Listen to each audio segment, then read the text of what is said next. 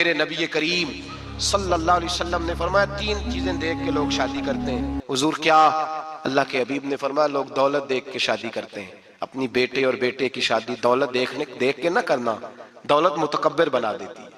लफ्ज़ हदीस में फरमाया ना खाली दौलत ना देखना, खाली दौलत देख के शादी ना करना, ये मुतकब्बिर बना देगी। और जो बीबी दौलत लेके आएगी, जब वो खामद को इज्जत नहीं दे रही तो खामद की माँ का तो दूसरा हिस्सा है, खामद के बाप का तो तीसरा दर्जा है, उसके बहन भाइयों का तो चौथा दर्जा है। तो भाई जो खामद को ही समझती है कि ये तो मेरी दौलत के पीछे आया है, तो किसी और को किस नजर से वो देखेगी? मेरे नबी करीम अलैहिस्सलाम ने फरमाया लोग चेहरे की जाहिरी खूबसूरती देख के शादी करते हैं, जाहिरी खूबसूरती देख के, खाली हुस्न देख के शादी ना करना, ये तो सरकश बना देता है। हज़रत अबू बकर शिबली रहमतुल्लाह अलैह सूफी बुजुर्ग थे, एक नौजवान आ गया, कहने लगा हुजूर मैं आपकी बेटी पे आशिक हो गया हूँ, और मैं डायरेक्ट उसकी तरफ नहीं गया, मैंने उसको कोई वसवसा दे के अपने साथ उसको एडजस्ट करने की कोशिश नहीं की, मैं इखलाकियात के दायरे में रह के रिश्ता लेने आया हूँ। फरमाया तुझे मेरी बेटी की कौन सी चीज अच्छी लगी? नौजवान कहने लगा खूबसूरत बड़ी है। आपने फरमाया ठीक है, तो 1 महीने के बाद आना, मैं तेरा रिश्ता कर दूंगा। हजरत ने उसको दवाई खिलाई, बच्ची को दस्त आने लगे, पखाने लग गए। 1 महीना सारा वो पखाने करती रही, और जो पखाना करती तो एक मटके में घड़े में संभाल देते। 1 महीने के बाद वो नौजवान आया, उसने देखा कि उसकी आंखों के नीचे स्याहियां पड़ गई हैं, रंग बदल गया है, कमजोर हो गई है, हाथ कांपते, हड्डियों का गट्ठा बन के लगी हुई है। फरमाया आजा मैं तैयार हूं। पर्दा हटाया, कहा जी मेरी बेटी है, शादी करने लगा। मैंने तो नहीं इससे शादी करनी। कहा तू तो कहता था इश्क हो गया है, प्यार हो गया। तो उसने कहा साहब मैं तो इसकी खूबसूरती से प्यार करता था। तो आपने फरमाया अगर शादी के बाद मेरी बेटी बीमार हो जाती, अगर निकाह के बाद इसके हालात बिगड़ जाते, तो तू क्या करता? आपने फरमाया इधर आ, मैं तुझे बताऊं तुझे प्यार किस चीज के साथ था। उसका बाजू पकड़ा और गंद वाले मटके पे ले गए। फरमाया तू इस गंद से प्यार करता, ये है तेरी मोहब्बत। मेरे नबी पाक सल्लल्लाहु अलैहि वसल्लम ने घर टूटने से बचाने का नुस्खा पहले ये बताया। फरमाया खाली दौलत देख के शादी ना करना, दौलत मुतकब्बिर बना देगी। और खाली हुस्न देख के शादी ना करना, हुस्न आदमी को सरकश बना देता है। हुजूर क्या देखे? फरमाया दीन देख के शादी करना, अल्लाह तुम्हारे लिए बरकत पैदा फरमा देगा। दीन देख के निकाह करो, दीन देख के निकाह करो। महबूबा ये दीन वाला लफ्ज किसके लिए है? फरमाया इधर आओ, कायनात में अगर अल्लाह ने सबसे शान वाली बेटी दी है तो मुझे दी है, और मैं उस अली को दे रहा हूं जिसका मकान भी कोई नहीं, कारोबार भी कोई नहीं, जिस अली का बाजार कोई बैंक बैलेंस नहीं, कोई मुरब्बे नहीं, कोई शय नहीं। हुजूर अली के पास क्या है?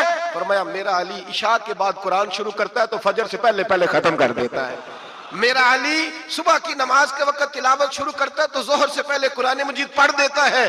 फरमाया रिस्क खाता है, थोड़ा खाता है पर हलाल का खाता है। फरमाया पाकीज़ा रोटी खाता है, और जब मैदान में निकलता है तो बरादरी के लिए नहीं निकलता। जब तलवार लेके निकलता है तो ये मक्के के लिए नहीं लड़ता, ये तलवार लेके निकलता है तो कौमियत के लिए नहीं लड़ता। महबूब किस लिए लड़ता है? फरमाया या खुदा के लिए लड़ता है या मोहम्मद मुस्तफा के लिए लड़ता है। इसकी तलवारें पाकीज़ा, नजरियात पाकीज़ा। देखो मैं बेटी का निकाह कहां कर रहा हूं। मेरे भाई तूने रिश्ते की बुनियाद ठीक नहीं रखी तो ये टूट गया। लेकिन हाँ आप कहते हैं मिस्त्री साहब आपने नीचे जो है ना वो बुनियाद, उसकी बेस जो थी, नींव जो थी वो सही नहीं थी तो दीवार गिर गई। जब बुनियादी हुस्न था तो मान पड़ गया, खत्म हो गया मामला। जब बुनियादी दौलत थी तो कब तक लालच पूरा होगा, कब तक आप देंगे? दीन अल्लाह करे ऐसे लोग भी मिले जो कहे पहले पूछ लेना बच्चा नमाजी है कि नहीं। अल्लाह करे कि रिश्ते ढूंढते वक्त ये कोई पूछने लग जाए, अल्लाह करे कि कोई पूछने लग जाए कि बच्ची पर्दादार है कि नहीं, अल्लाह करे कोई पूछने लग ही जाए कि बच्चा कुरान शरीफ के साथ दिलचस्पी रखता है कि नहीं, उसे हुजूर की नातें अच्छी लगती हैं कि नहीं, वो नबी पाक के नाम का नारा लगाना जानता है कि नहीं, कभी कभी उसकी आंखों में मुस्तफा के लिए कोई आंसू आया है कि नहीं, कभी वो तड़पा है कि नहीं, कभी वो रोया है कि नहीं, कभी उसे महबूब पाक अलैहिस्सलाम की गुलामी पे नाज हुआ है कि नहीं, कभी ऐसा हुआ है कि वो सर पे पगड़ी बांध के, चेहरे पे दाढ़ी सजा के, सफेद रंग का जोड़ा पहन के शीशे के आगे खड़े होके कहता हो आज मैं बड़ा हसीन लग रहा हूं इसलिए कि मैं अपने मोहम्मद अरबी के लिबास पे लिपटा हुआ हूं, अपने रसूल का मैंने अंदाज अपनाया है। अल्लाह करे ऐसे भी होने लगे। यहां तक होता है अम्मा कहती है बेटे पीर साहब से कहना थोड़ा मौका दें, तेरी शादी कर लें, उसके बाद ठीक है फिर दाढ़ी शाड़ी। तो मैं क्या करता हूँ बीवी लानी काहे को है जिसे दाढ़ी पसंद नहीं, लानी काहे को है जिसको दाढ़ी पसंद नहीं। महबूब सुबानी, गौसे समदानी, शेख अब्दुल कादिर जिलानी रहमतुल्लाह अलैह, आपके वालिद गिरामी फरमाते हैं कि मैं भूख बड़ी सख्त लगी हुई थी, बड़ी सख्त भूख लगी थी तो एक सेब बहता हुआ जा रहा था, एक सेब बहता हुआ जा रहा था पानी में, तो उठाया तो खा लिया। दिल में ख्याल आओ हो पता नहीं किसका था। अब जिधर से पानी आ रहा था उधर चल निकला। एक दरख्त है, बाग है, उस बाग के बहुत सारे दरख्त झुके हुए हैं। उस दरिया की जानिब पता किया किसका है, समझ आई कि इन्हीं के बाग से वो सेब जो है बह के गया होगा। कहते हैं मालिक के पास गया, मैंने जाके कहा बुजुर्गो, बड़े नेक आदमी थे, उनसे मैंने कहा बुजुर्गो, गौसे आजम के वालिद कहते हैं, मैंने कहा बुजुर्गो एक सेब खा लिया है, तो परेशान हूं कि वो मेरे लिए जायज नहीं था, बड़ी क्या करने की कोशिश करता हूं, निकलता नहीं, मेहरबानी हो जाए। उन्होंने कहा मैं नहीं माफ करता, तो मेरा सेब क्यों खाया, हालांकि जाती हुई शायद वैसे ही जायज है, क्यों तूने खाया, मैं नहीं माफ करता। तो को बाबा जी कीमत ले लो, बख्श दो। बाबा जी कहने लगे चल कुछ दिन रह, मेरे खेतों को पानी लगा। सैयदजादे, चढ़ती जवानी, खूबसूरत माथा, खूबसूरत चेहरा, नूर दूर दूर से छलक के पड़े, सादात के घराने का सजा हुआ नौजवान, कई पकड़ के, कुदाल पकड़ के बाबा जी के खेतों को, बाग को पानी लगाते। कुछ महीने रहे तो बाबा जी से कहने लगे बाबा माफी, कहने लगे नहीं मिल सकती। किस तरह मिलेगी, कहने लगे एक बेटी है मेरी, आंखों से अंधी है, कानों से बहरी है, जुबान से गुंगी है, टांगे भी कोई नहीं दोनों, बस सांसें चलती हैं, तू शादी करे तो माफ कर देता हूं। हजरत गौसे पाक के वालिद गिरामी कहने लगे मुझे कबूल है, मेरे अंदर जो रिस्क चला गया उसको पाक करना है, कहीं वजूद जहन्नम कहीं धन्ना बन जाए, मेरी तो नौरानियत चली जाएगी सारी अगर मैं इस तरह का, मुझे कबूल है। निकाह हो गया। कहते हैं जब हुजला उरूसी में दाखिल हुआ, रात कमरे में गया तो मैंने आंखों से देखने वाली, कानों से सुनने वाली और हूर से मिलती जलती एक खूबसूरत औरत बैठी देखी। मैं पलट के बाहर निकला दौड़ के, मैंने कहा बाबा मेरे वाली नहीं, वो तो अंधी थी, वो अंधी थी, वो बहरी थी, गूंगी थी, ये कौन है? हुजूर गौसे आजम रदी अल्लाह तआला अन्हु के नाना जी कहने लगे बेटे अंधी इसलिए कहा था कि जब से पैदा हुई है इसने गैर महरम का चेहरा नहीं देखा, गूंगी इसलिए इसको कहा है कि इसकी जुबान पे ना गीबत आई ना चुगली आई। मैं प्यार करने वाला बाप हूं पर इसने कभी मुतालबा मेरे साथ भी कोई नहीं किया, इसकी जुबान पे या खुदा का जिक्र रहता है या मोहम्मद अरबी का दरूद रहता है, इसके अलावा बोलती नहीं है, लिहाजा गूंगी है। और फरमाया कोई गिबत करने लगे, चुगली करने लगे, झूठ बोलने लगे तो उठ के चली जाती है, सुनती नहीं, लिहाजा पैरी भी है और चूंकि कभी घर से बाहर पैर ही नहीं रखा लिहाजा लंगड़ी भी है। हजरत जनाब सैयदना गौसे आजम के वालिद गिरामी फरमाते हैं मैंने ऐसी औरत के साथ निकाह कर लिया अल्लाह की रिदा के लिए, तो फिर रब ने मुझे अब्दुल कादिर जिलानी जैसा बेटा अता फरमाया, फिर गौसे आजम जैसा अल्लाह ने मुझे बेटा अता फरमाया। मेरे भाई हम जो बुनियाद बना रहे हैं, तो कहता बात नहीं मानती बहू, तो मैंने कहा बिल्कुल सही करती है, नहीं माननी चाहिए उसे, इसलिए कि दौलत ब्याह के लाए हो, बहू थोड़ा लाए हो। कहते हैं जवाई लालच बड़ा करता है, तो मैंने कहा क्यों आफरे करते रहे तुम, किसने कहा था ये बातें करने, बिल्कुल सही कर रहा है, वो जो आपने जिस बुनियाद पे दीवार बनाई थी वो आपको मिल रही है। मेरे नबी करीम सल्लल्लाहु अलैहि वसल्लम ने फरमाया जब तू घर बनाने लगे, बच्ची और बच्चे के लिए रिश्ता ढूंढने लगे, दीन को, अगर बच्चे के दिल में खौफ खुदा होगा तो बीवी को मारते वक्त डरेगा, 100 दफा ख्याल आएगा। औरत के अंदर खौफ खुदा होगा तो समझेगी मेरा खामंद है। अगर वो नमाज से, कुरान से, नबी पाक सल्लल्लाहु अलैहि वसल्लम से वाबस्ता होंगे मियां बीवी, तो उनके अंदर जरूर कुछ ना कुछ तसव्वुरात आए, जरूर कुछ ना कुछ चीजों को सोचेंगे। मेरे नबी पाक अलैहिस्सलाम ने तरबियत की थी ना हजरत फातिमा की, फरमाया बेटे तेरा खामद इसी तरह है कि जिस तरह तेरे लिए मजाजी खुदा होता है, अगर मैं किसी को सजदे का हुक्म देता तो औरत को कहता खामद को सजदा करे, देखना। और मेरे नबी पाक के लफ्ज हैं हदीस तिरमिजी में, फरमाया जो बीबी इस हाल में मर गई कि उसका खामद उससे राजी था, फरमाया अल्लाह उसके लिए जन्नत के सारे दरवाजे खोल देगा। तरबियत की थी ना, तरबियत तो खुद मेरे नबी पाक शादी के बाद हजरत फातिमा को लेने गए, कहा फातिमा चला लेने आया हूं, तरबियत खुद की थी। बीबी साहबा कहने लगी हुजूर नबी का हुक्म है कि बाप का, नबी का हुक्म नाम मानना कुफर है, नबी का हुक्म के बाप का, हुजूर ने फरमाया बाप का।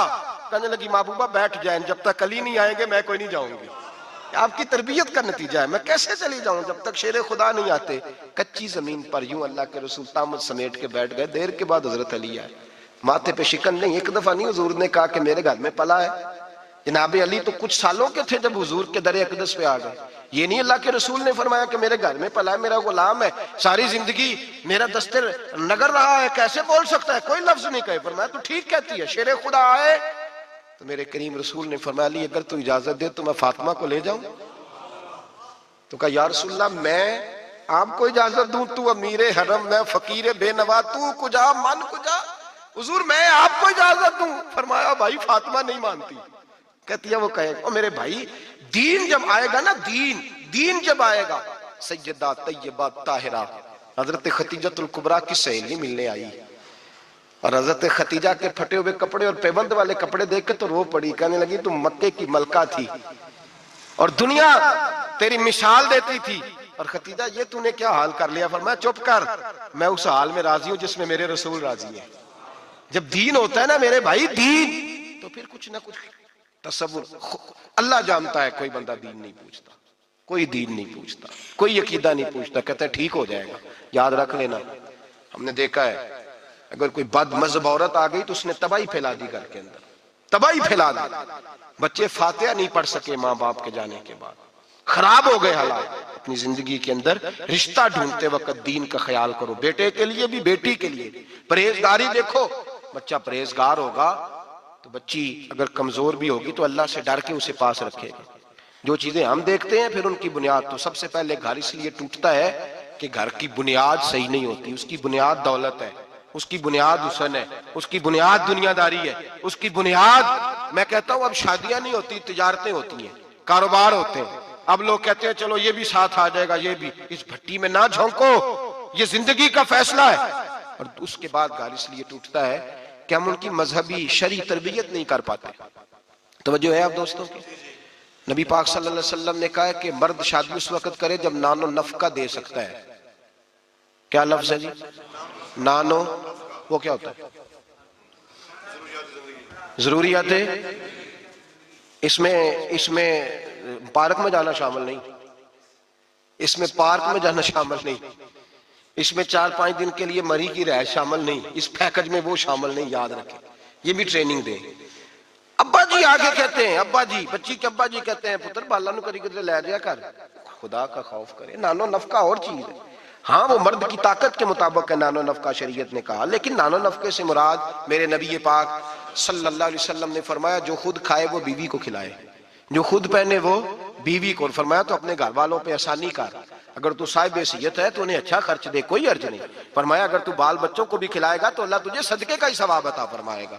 लेकिन उसके अंदर जो डिमांड्स हैं, जो मुतालबात है, जो रोज बरोज बढ़ती हुई ख्वाहिशात है, जो तरह तरह के मसाइल है, उसके अंदर ये शामिल नहीं है कि अगर बच्ची की जो है वो शादी होगी रिश्तेदारों में तो वहां भी 2 लाख उसमें नानो नफके में शामिल है, ये कोई शामिल नहीं, वो उसकी हैसियत के मुताबिक सलामी है।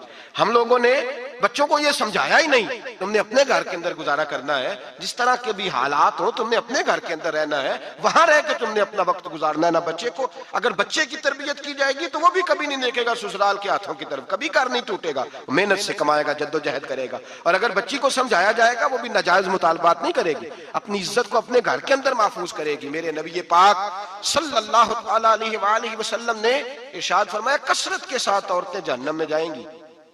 या रसूलल्लाह क्यों? फरमाया एक तो वो गीबत ज्यादा करती हैं, दूसरा अपने खामंद की नाशुक्री बहुत करती हैं, हर बात में कहती हैं नहीं नहीं ये भी कोई नहीं, ये भी कोई नहीं, सारी जिंदगी रो के गुजार देती हैं, दो की खत्म नहीं होते, यहाँ भी मसला है यहाँ भी मसला है। तरबियत करें, इनको समझाएं। वो घर टूट जाता है जिस घर के अंदर नाजायज मुतालबात होने लगते हैं, वो घर टूट जाता है। दर्जनों लोग ऐसे हैं जो सोसाइटी में आगे बढ़ने के लिए डाकू बन गए, 20 लोग ऐसे हैं जो मुआशरे के बराबर होने के लिए कातिल बन गए। जमाने में आपको बेहिसाब और लातादार लोग ऐसे मिलेंगे जो अपने घर वालों के मुतालबात पूरी करने के लिए अपनी जिंदगी दांव पे लगा गए, नशा बेचा, गले काटे, उन्होंने खून बहाए, उन्होंने जुल्म किए।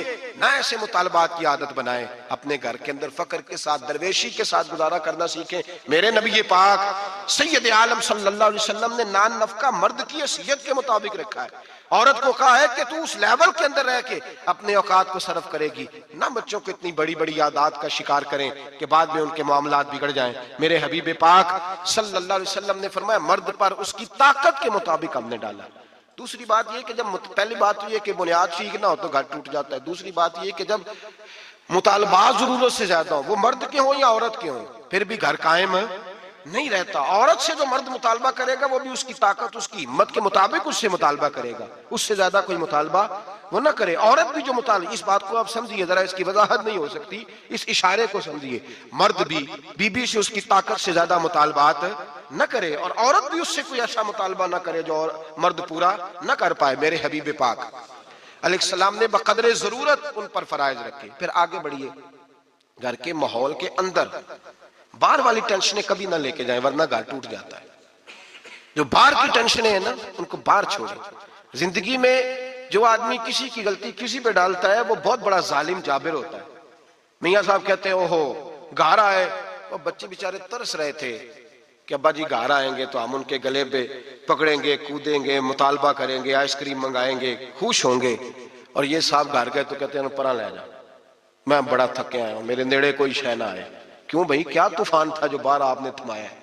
कौन थी ऐसा पहाड़ था जो साहब तोड़ के नहर दूध की निकाल के आए हैं? थोड़े ठंडे रहे, ये भी आपकी जिम्मेदारी है, इस पर भी आपने तवज्जो करना है। मेहरबानी करें, खामद साहब घर में आते उन्होंने कहा पीछे पीछे हट जाओ, तुम्हें पता नहीं कि कोई घर के अंदर अफलातून आ गया।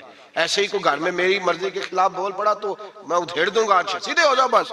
बच्चे भी सहमे हुए हैं, बीवी भी खाना रखे तो भाग गई है कि इसके साथ बात कोई नहीं करनी, तारों में करंट बड़ा सख्त है, कहीं कोई जाली ना मरे। ऐसा ना करें अपनी जिंदगी के अंदर, ये रोने की बात है, इस पर गौर करें। हम क्या करते हैं, हम इसके अंदर बाहर की सारी टेंशनें घर ले आते हैं। मेरे हबीब पाक सैयद आलम नूर मुजस्सम सैयदा तैयबा ताहिरा हजरत आयशा सिद्दीका फरमाती हैं हुजूर घर आते तो हंसते हुए आते, और घर का कोई काम नहीं हुआ होता तो हुजूर पकड़ के करना शुरू कर देते। और यार ये मेरे नबी पाक की ये इस मिजाज के इस आला हुस्न को समझो, ऐसा कोई महबूब कहीं होगा न कहीं है, बैठा है चटाई पे मगर अर्श नशी है। महबूब एक ये साथ बेटी रहती है, साथ हुजूर के घर के मुत्तसिल हजरत फातिमा का घर है। मेरे करीम ने एक दिन गए, फरमाया फातिमा तैयारी करना, आज मैंने तेरे घर में सोना है। साथ ही तो रहते हैं, क्या जरूरत है, लेकिन हुजूर ने घर का माहौल अंदर का खुशनुमा बना, तेरे घर सोना है। हजरत फातिमा कहते हैं हुजूर मेरे घर आए, चारपाई पे लेटे तो अल्लाह के रसूल ने फरमाया बच्चे दोनों मेरे साथ सोएंगे, हसन इधर सोएगा, हुसैन इधर सोएगा, मेरे साथ सोएंगे दोनों शहजादे। फरमाती आधी रात का वक्त हुआ तो हसन और हुसैन दूध मांगने लगे तो हुजूर ने फरमाया फातिमा उठ, हसन को तू दूध डाल कर दे, हुसैन को मैं देता हूँ। घर के अंदर मेरे नबी पाक शुस्तगी वाला मिजाज, खूबसूरती वाला, प्यार वाला मिजाज बना के रखते थे।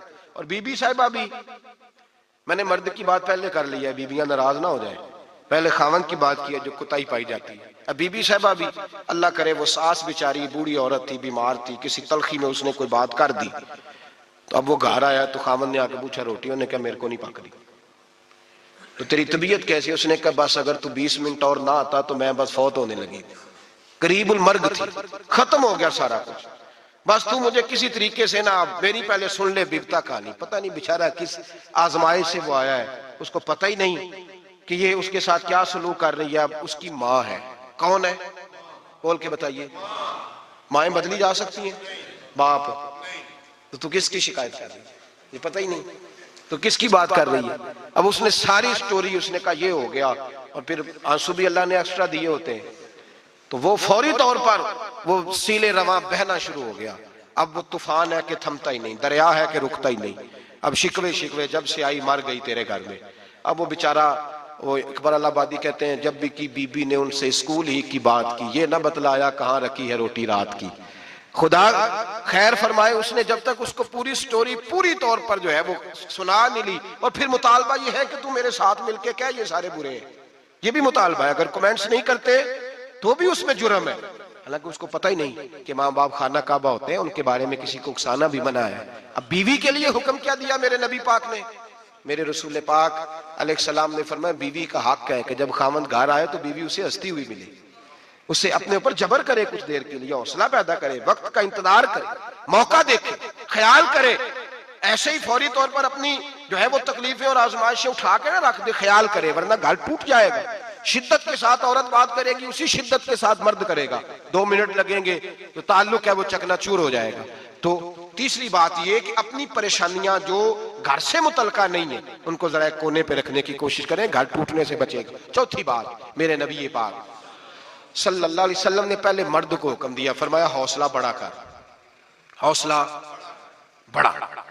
फरमाया औरत टेढ़ी पसली से पैदा हुई है तो ये टेढ़ी है, सीधी करने की कोशिश करोगे तो टूट जाएगी, लेकिन सीधी टेढ़ी के साथ गुजारा करो। लफ्ज बड़े हसीन है हदीस में, जाग रहे हैं आप लोग जी, बड़े बड़े हसीन लफ्ज है। हुजूर ने फरमाया अगर तुम्हें अपनी बीवी की कुछ आदतें नापसंद है तो उससे बुग़्ज़ ना रखो, बीवी से बुग़्ज़ ना रखो।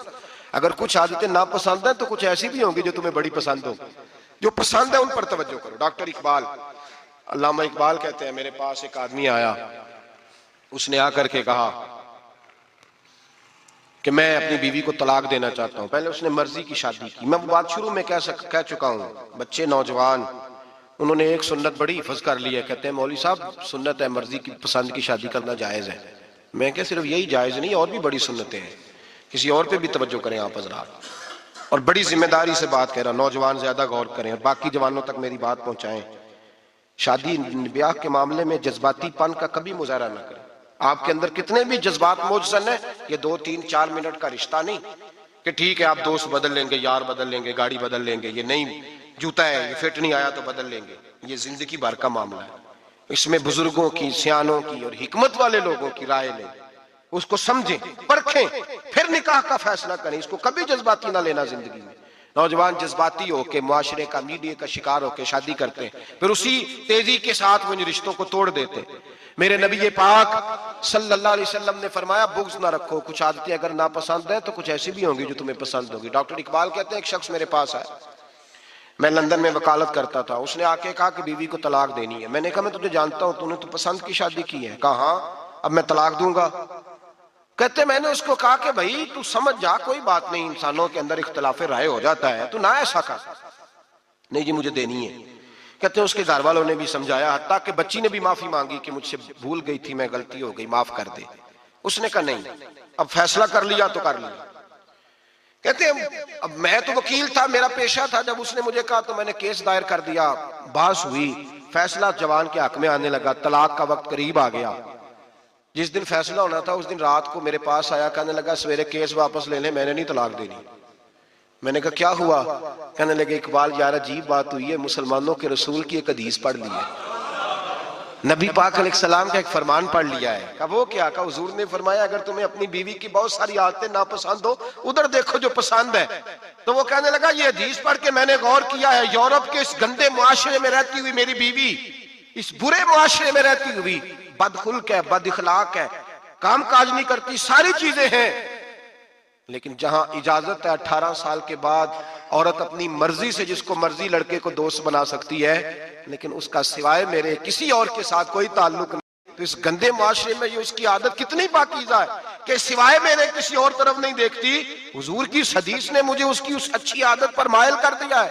इकबाल कहने लगे अच्छा अब मेरे नबी ने तुझे मायल किया है तो मैं नहीं सवेरे तेरा केस वापस लूंगा। तू क्यों नहीं लेगा? कहने लगे पहले कलमा पढ़, मेरे रसूल का मुसलमान हो जा, पहले कलमा पढ़ नबी पाक का जिन्होंने तेरा घर टूटने से बचाया है। तो मेरे भाई मर्द हौसला करे, तलेरी करे। अगर वो कहे ना कि मैं साहब बहुत बड़ा ऐसा हूं तो मैं भारा ये टेढ़ी लकड़ी है इसको सीधा करने की कोशिश करेगा तो टूट जाएगी। हौसले के साथ, दानाई के साथ, हिकमत के साथ मर्द ज्यादा हौसला करेगा, माफ करेगा, बार बार माफ करेगा तो घर बचेगा। जितना बड़ा हौसला करेगा उतना इसका घर बचेगा। औरत के लिए क्या हुक्म है? अल्लाह खैर फरमाया। अब हालात इस तरह के तो कहती है मैंने बीए किया हुआ है तो मुझे फारग कर मुझे फारग।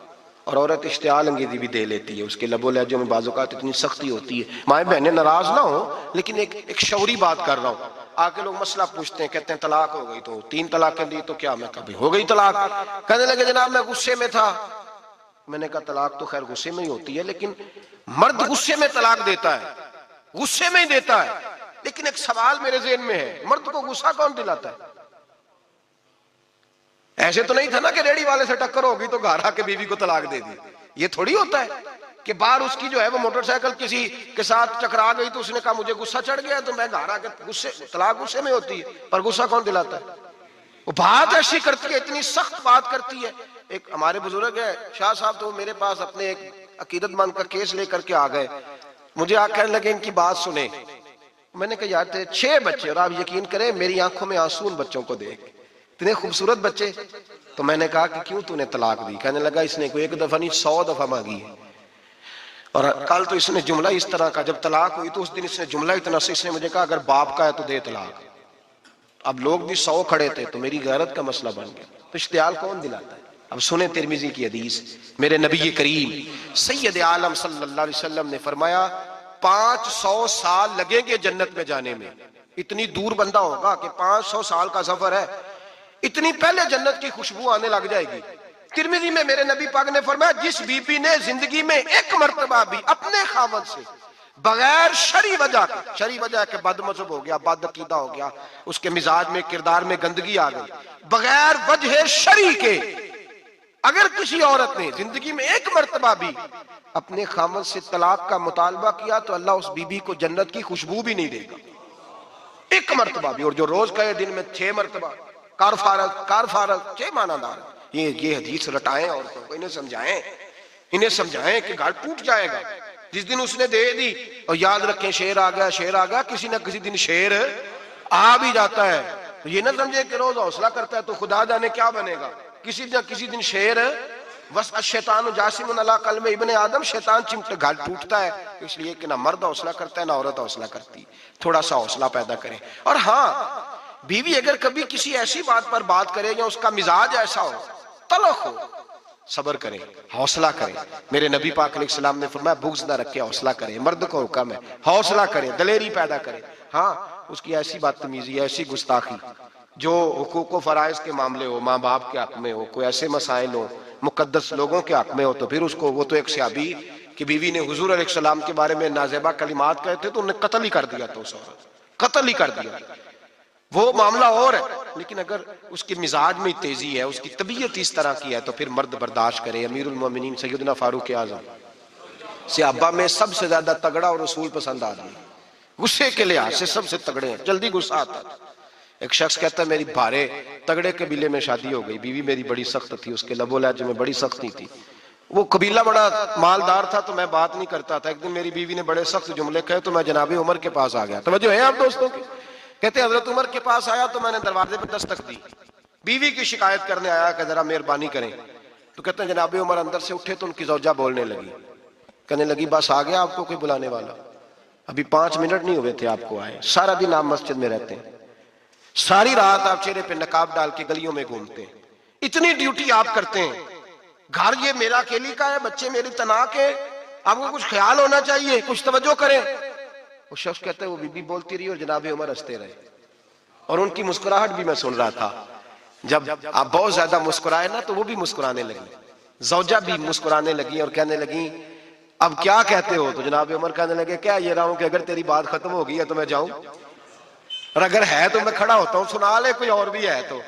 ये बात कह के बाहर आए ना जनाबे सैयदना उमर फारूक, तो वो शख्स खड़ा था, आपने फरमाया कैसे आए हो?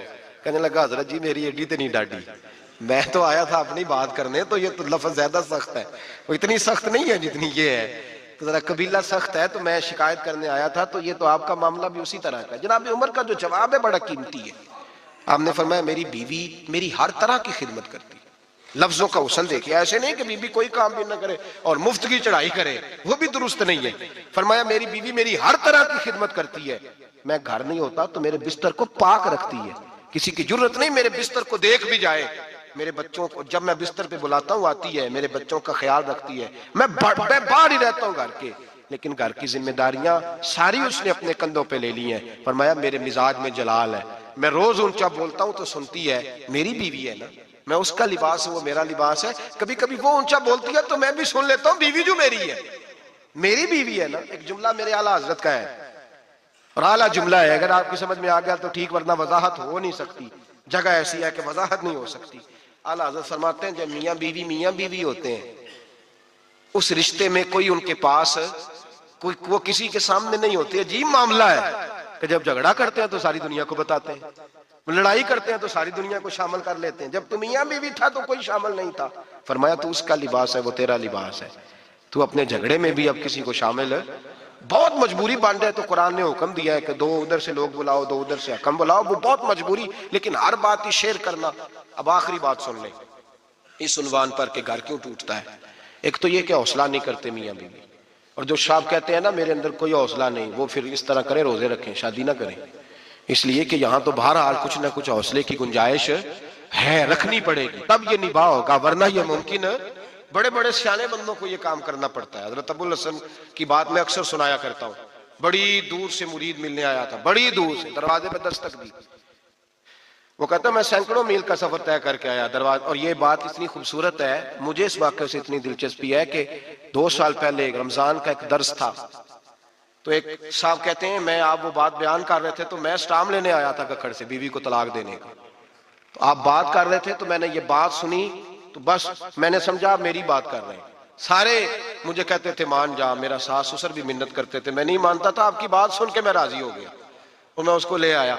हजरत अबुल हसन कहते हैं बीवी जरा मिजाज की सख्त थी, किरदार की बड़ी उम्दा, पर लफ्जों की तुर्श थी, तल्ख जुमले बोलती थी। तो मुरीद मिलने आया बड़ी दूर से, बस्ता दरवाजे पर दस्तक दी, कौन है?